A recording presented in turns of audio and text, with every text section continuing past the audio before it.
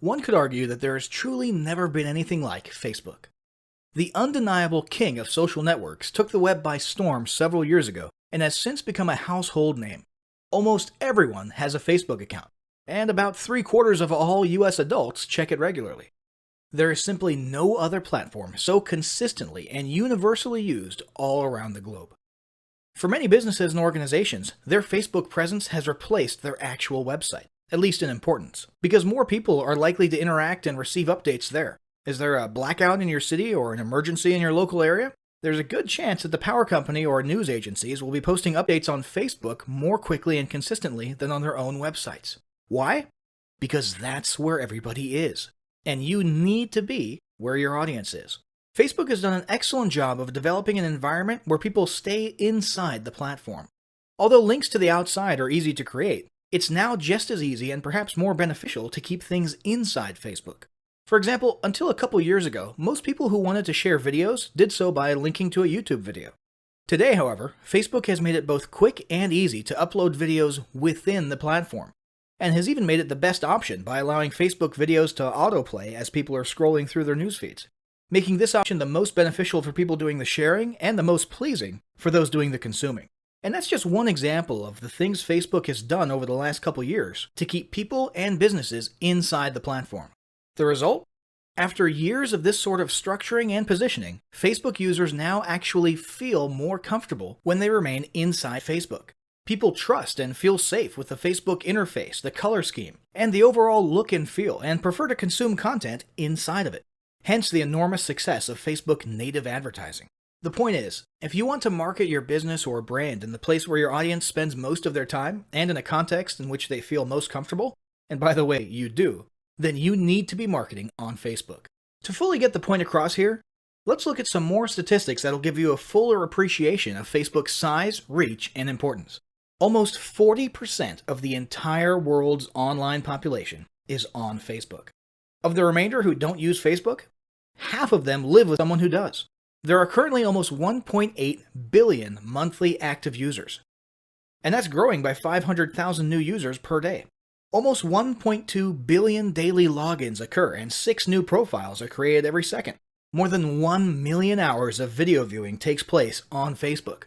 Over 250 billion images have been uploaded, which boils down to about 350 million images per day. And just in case you were wondering about the level of engagement, Facebook users generate 4 million likes, 510,000 comments, and 293,000 status updates per minute. With a growing and engaged user base like that, it's no wonder more than 40% of marketers report that Facebook is a critical part of their business. The question is, how do you make it work for you? Now, a quick note on paid versus organic Facebook marketing. Ideally, a solid Facebook marketing strategy should include a solid mix of both of these. Organic marketing is an excellent and critical way to provide content and value, keep your audience engaged, gain brand exposure, grow loyal followers, and establish rapport. Paid ads are a great way to boost those efforts as well as to accomplish a variety of off-Facebook goals, such as website visitors, lead generation, and sales. Facebook's masterfully established native ad style has made paid ads even more effective than anyone could have imagined. That said, this guide will focus almost exclusively on organic marketing methods. If you're interested in how to get started with paid Facebook advertising, definitely check out our other guide on that topic. And now, without further ado, let's move on to the first step of any Facebook marketing endeavor: establishing goals.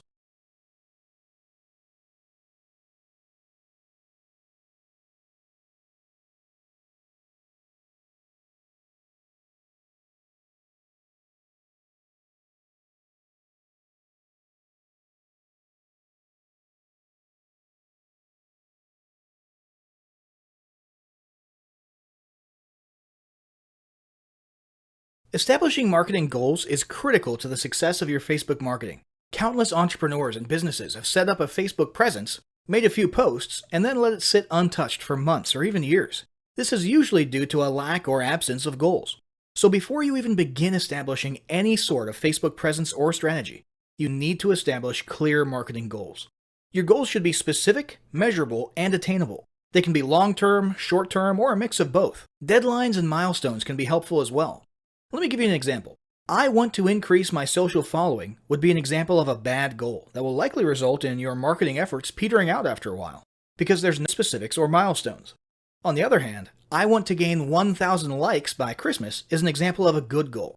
It's specific, measurable, and certainly attainable. Below are some examples of the various goal categories you might be interested in for your business. First up, there's traffic to website, which usually means sales, leads, or content marketing. Probably one of the most popular goals of Facebook marketing is to funnel your Facebook traffic back to your own web properties. After all, most businesses don't do business on Facebook. You're leveraging Facebook to obtain traffic and convert that traffic into brand followers, leads, prospects, and customers. So maybe your goal is to get people to a landing page with a free offer where they can subscribe to your list and become a lead. Maybe they're being sent to a sales page or an e-commerce store. Maybe you just want to do some content marketing and send them to your blog. Whatever the case, the end goal for a lot of businesses will likely be bringing Facebook traffic away from Facebook and over to their own web properties. Next, let's look at the social following goal, which we also refer to as Facebook as autoresponder. In this goal category, your aim is to build a large number of followers. This usually means likes in the case of a business or brand page, or it could mean friends if you're focusing on your personal profile. The reason we also refer to this as Facebook as autoresponder is because the main sought-after benefit here is to increase the number of people who will see your posts in their newsfeed. In this sense, your Facebook posts become similar to sending out email broadcasts via your autoresponder. It should be noted that Facebook has recently adjusted its algorithms in such a way that people tend to see less posts from businesses they've liked.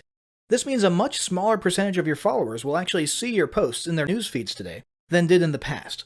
Still, if you grow a large enough community, this can still be very beneficial, and if your content is engaging enough to get a lot of traction in the form of likes, comments, and shares, you can significantly increase the range of your organic reach into people's news feeds. Next, there's passive presence. Some businesses might have purely passive goals. Simply being present and discoverable inside of Facebook is a benefit that has wider appeal and greater utility than you may think. In many cases, a company's Facebook presence might supersede or even totally replace what was once the role of a website. Your business's phone number, address, directions, hours of operation, mission statement, and so on can now all be found on a Facebook page. And depending on your audience, that might be where most people seek you out, rather than your website. The ease of posting announcements, updates, photos, and other content without relying on a web developer or having to use a web-building platform also makes Facebook pages an attractive alternative to the traditional website model. This same approach can also be used for events, communities, and brands. Next, let's talk about brand awareness. Another goal that's less thought about might be spreading brand awareness and recognition. If you're just starting out, there's a good chance your brand might be in need of a jump start. If nobody's ever heard of you, a great way to increase recognition is to simply create and share unique, helpful, or entertaining content and get your name, logo, and overall brand identity in front of as many eyeballs as possible, as many times as possible. If this is your goal, you want to avoid being salesy in the beginning. Ensure you're focused almost entirely on posting helpful, relevant, or entertaining content. Next, there's expanding existing audiences. If you've already got an audience, your goal might be to make it bigger. This can be done via several social marketing methods. Sharing viral content, either curated or created yourself, can lead to a huge increase in your Facebook audience. Recently, a restaurant in Southern California released a 60-second video with shots of people enjoying their signature menu item, an enormous T-bone steak topped with melted cheese, and it went viral in one day. They had already garnered a respectable audience prior to the video, but after the video, their Facebook audience and engagement skyrocketed, and so did their foot traffic.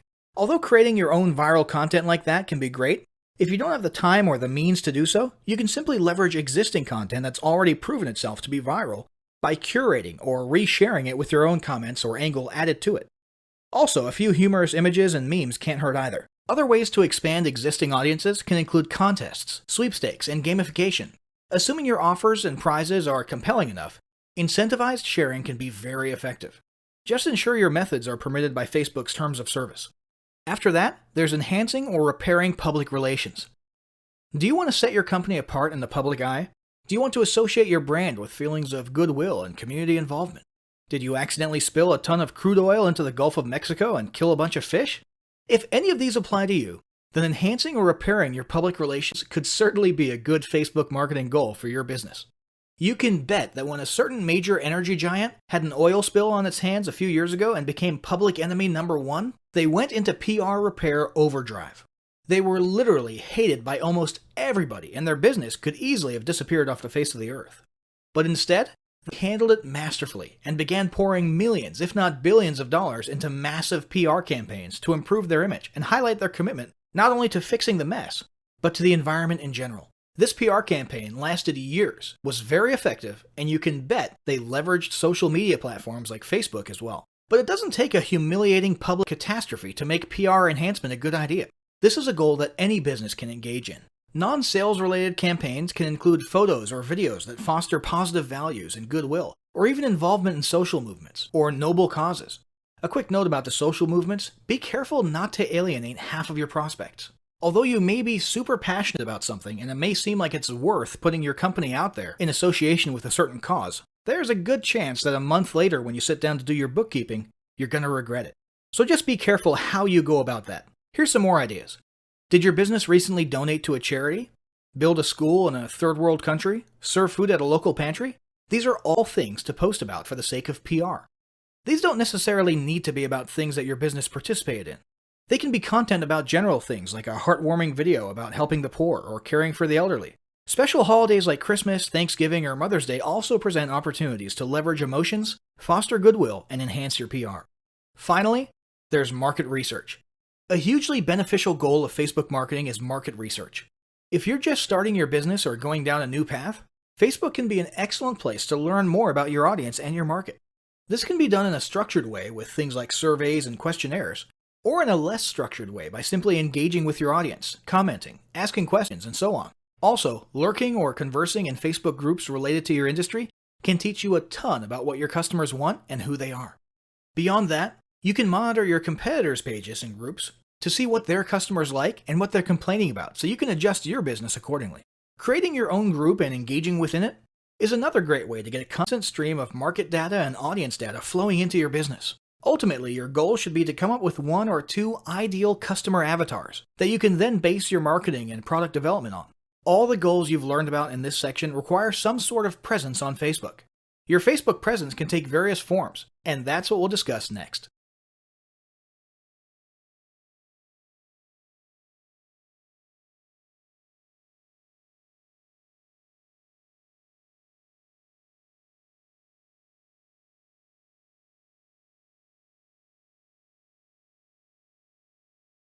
In order to reach your audience, gain followers, conduct market research, or accomplish any goals at all, you'll need to establish a presence on Facebook. What sort of presence you create will depend largely on what you hope to accomplish. But the most common first step is usually to create a page, often called fan pages. There are several types of pages to create. These include local business or place, company, organization, or institution, brand or product, artist, band, or public figure, entertainment, and cause or community. Pages are different from profiles for a few important reasons. Your profile is traditionally meant for connecting with friends and family and not for business. Your page, on the other hand, is geared towards raising brand awareness or promoting your business or cause. With pages, you can run paid advertisements, create special offers, analyze data and reports, gain likes and followers, and much more.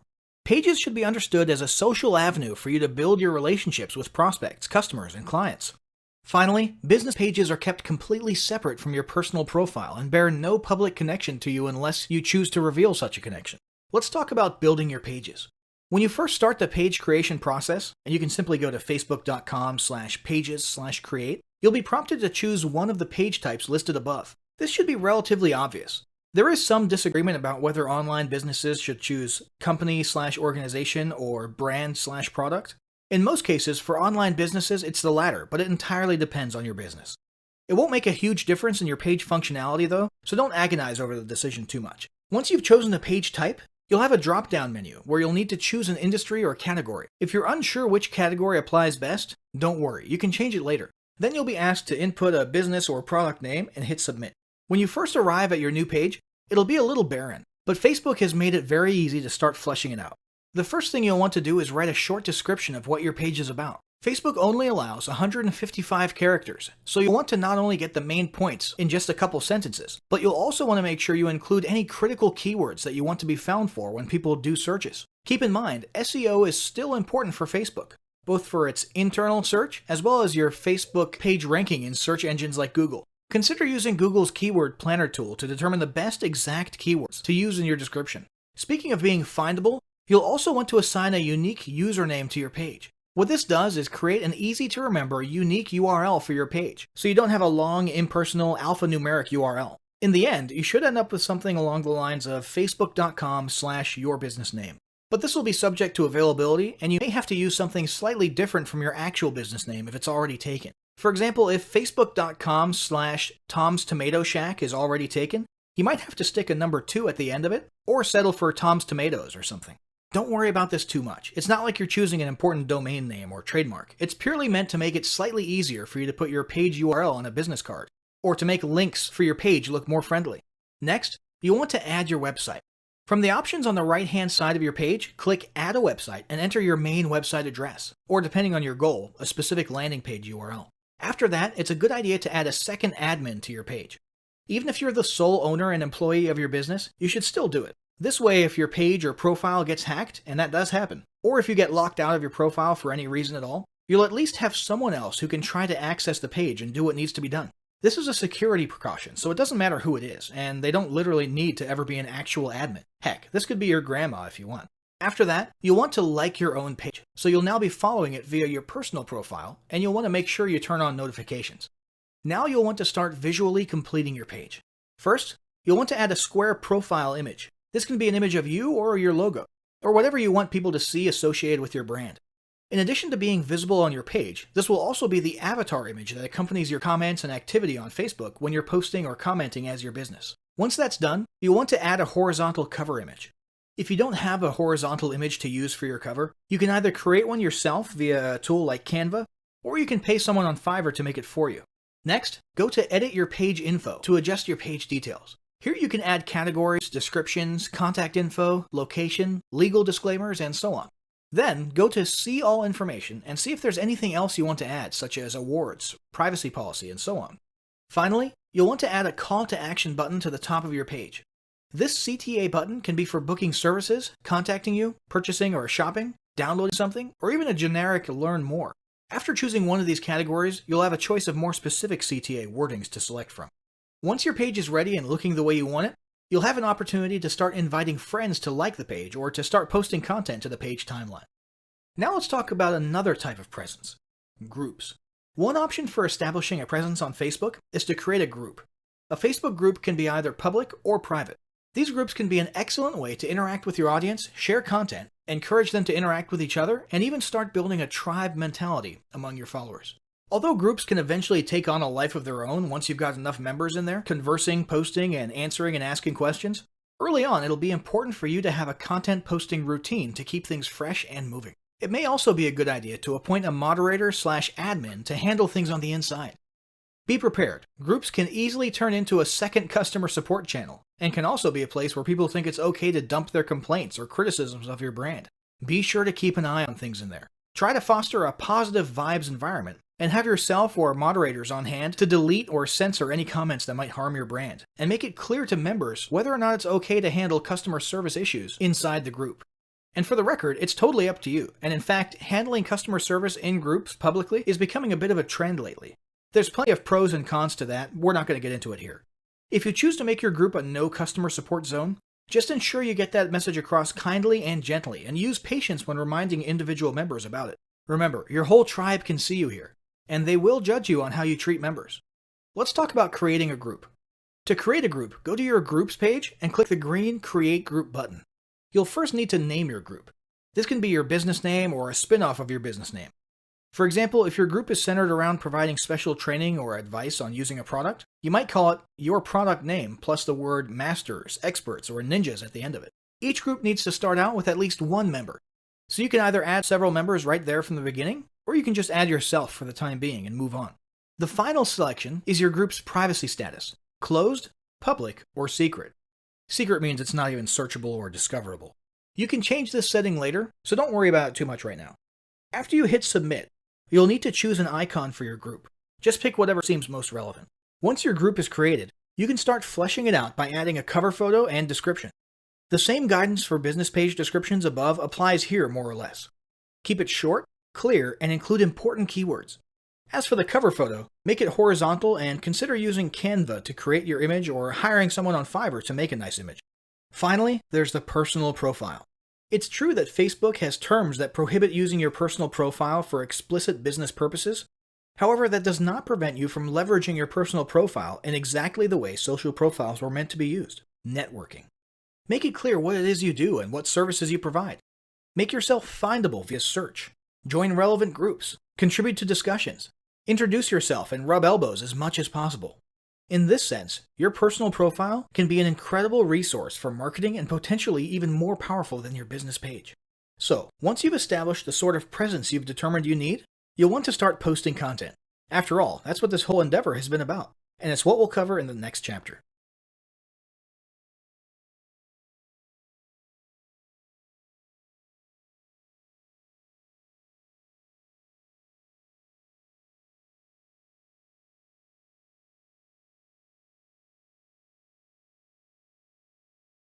Now that you've got your presence established, it's time to start cranking out some quality organic marketing content. Let's look at some of the types of content you can create, curate, and leverage in your Facebook marketing. First, let's talk about basic posts. So much emphasis has been placed on visual media like photos, memes, and videos in recent years that many people have forgotten the power of good old-fashioned text. A basic textual post can accomplish a lot, and in fact, can actually stand out a lot in today's news feeds that are often filled with non-stop cliché viral images and videos. A standard textual post can be an excellent pattern interrupt in these cases. A textual post, whether it be from your personal profile, a business page, or a group, can be about anything you want. It might be a piece of content in and of itself, like an informative blog post. It could be a link back to some other content elsewhere, such as your blog or website or your YouTube channel. Other great ideas for content are questions, stories, and jokes. These can be great for boosting engagement and getting conversations started. A newer feature worth mentioning is the ability to make your textual posts appear as bold text on a large colored background. This is an awesome attention-grabbing feature that's definitely worth trying for short messages. There's only room for 2 or 3 sentences. Finally, a poll is a great way to boost engagement in your textual posts as well.